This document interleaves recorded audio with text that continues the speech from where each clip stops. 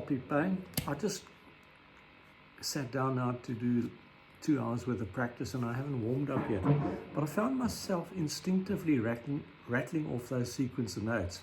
And I said to myself, I used to do that about 8 years ago when I started to get serious about the guitar again, after many years of not playing. And because I'm self-trained, played by ear, even though I played for crowds of up to 1,000 people by the age of 21, I really didn't know what I was doing.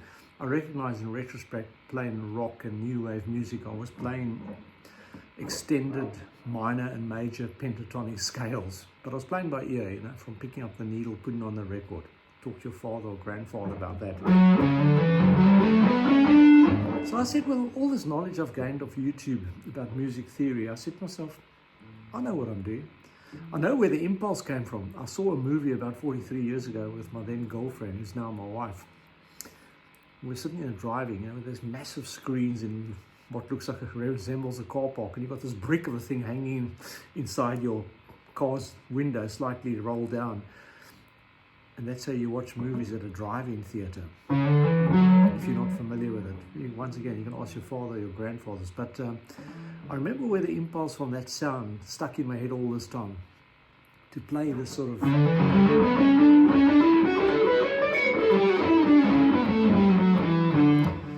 It was a movie called Amadeus about Mozart. And I will tell you, I only watched the first 5 minutes because I started the car engine and we went off to a club. Even though I grew up in a home where my late mother was an amateur pianist since the age of 6. And I myself started playing guitar at 14. I loved music all my life. But now, let's analyze it based on my theory, which I know a lot, but I might not be able to execute it so smoothly because I don't play like that. And I'd urge you not to play scales either, but you need to know them because you are training your brain. So, in various aspects of music, and you need to know your theory. So, I used a pickup note, a C sharp to a D, then to the second of D major scale, then the third, the fourth, the fifth, the sixth, the major seventh, and the root again, and then I repeated it. The pickup note, the raised seventh, the note before the root, the D, E, F sharp, G, the fourth, the A, the fifth. So I played D in 3 octaves without moving my fretting hand.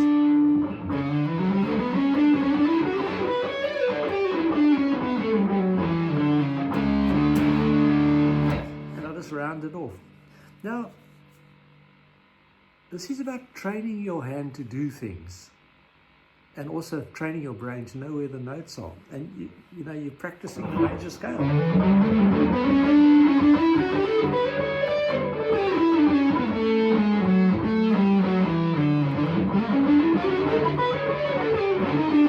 So, I don't practice it, that's quite obvious. But I think I know what I'm doing at least.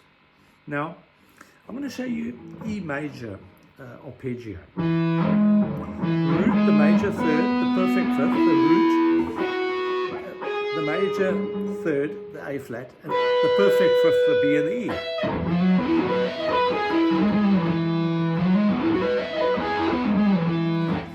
Now, if you're a beginner, you might find that quite a stretch. You know, it's 1, 2, 3, 4, 5 frets.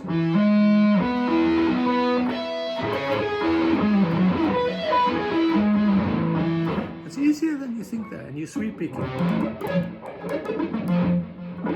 Okay, so something I came up with in my pajamas the other morning. I said, well, if I start on the 5th, the B note here, the 9th fret on the D string, and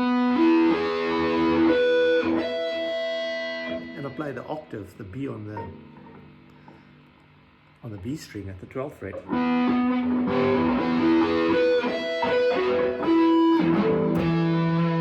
And I play the E afterwards or before. It's like a poor man's version of E major. Because you're implying the E major chord. Here's a D major. So,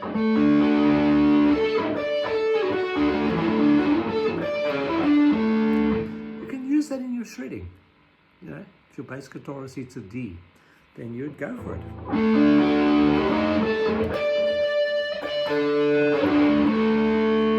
It's a shortcut.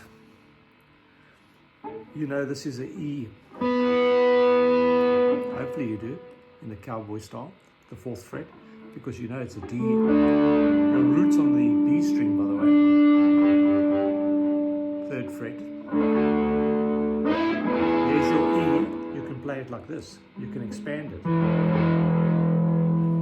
I'll go back to the D. A 5-string version of D major. You'll recognize it from John Frusciante of Red Hot Chili Peppers. From D major to F sharp major, and you'll see him in the videos when he performs it live.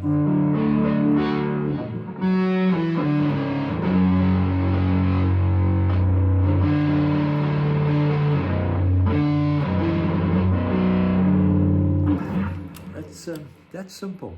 So you got that shape, and my root is on the B string, as I said. So if I brought it up here, that's an A major.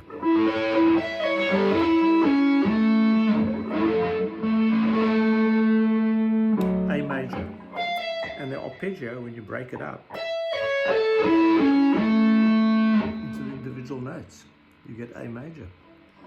Your root, your major 3rd, your perfect 5th, the E note, your A, C sharp, the major 3rd, and the perfect 5th. You'll recognize that from most military movies, the last post.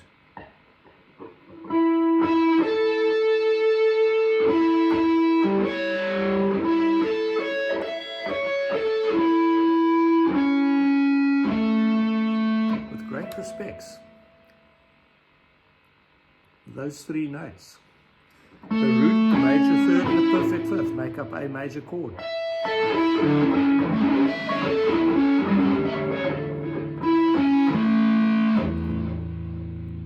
It's teaching you the fretboard, and it's also going to give you the opportunity to do the sweep.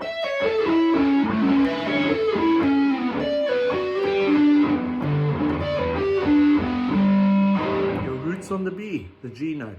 Okay, hopefully it teaches you something if you didn't know these things. It's teaching you the fretboard as well, because there's only 3 notes involved. I'm repeating them in 2 horizontal octaves: the root, the major 3rd, the perfect 5th. If you want the minor, that was the major, A, C sharp, E. If I flatten the 3rd, the C sharp to C, I've got A minor. The C note. Now you can play A minor arpeggio.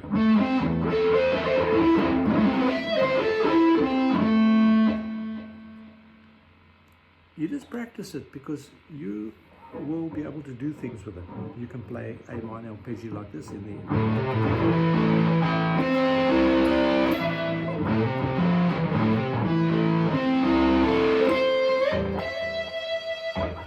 coming to the perfect 5th. You know, it's just the A, the minor 3rd, you know your minor pentatomic, and then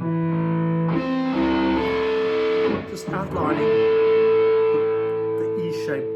That's like an E minor, but at starting the 5th fret system, A minor.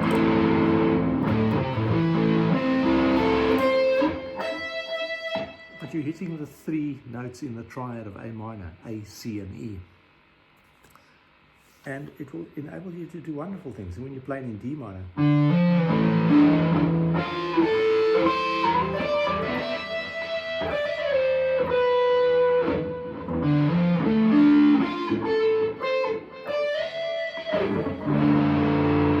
coming off that shape, D minor 3rd,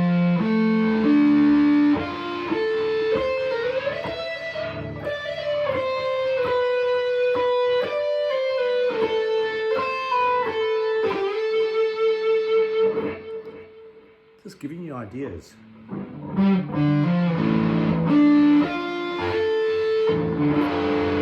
D minor minor arpeggio.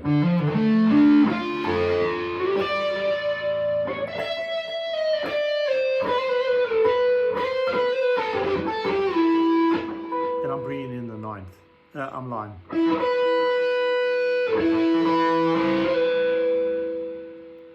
I'm bringing in the sixth.